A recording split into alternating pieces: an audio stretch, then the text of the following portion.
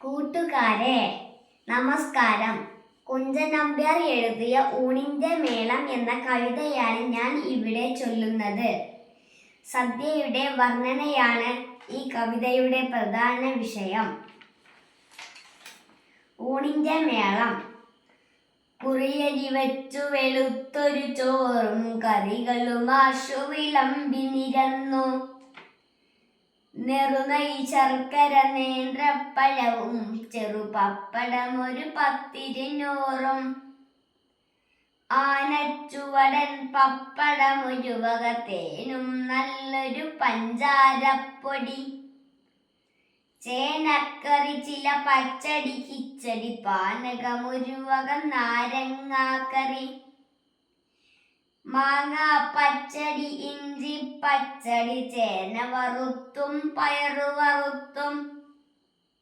ചക്കപ്രഥമൻ അടപ്രഥമൻ വിധമൊക്കെ പറവാൻ നേരം പോരാ.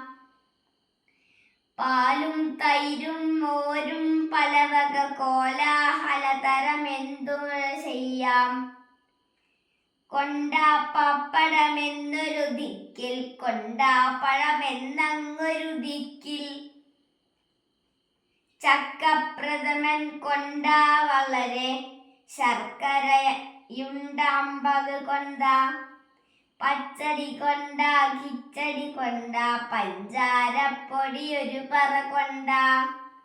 മധുരക്കറിയോ മതിതക്കറിയോ മതി മതി പോരാ കോരിക്കൊണ്ടാ.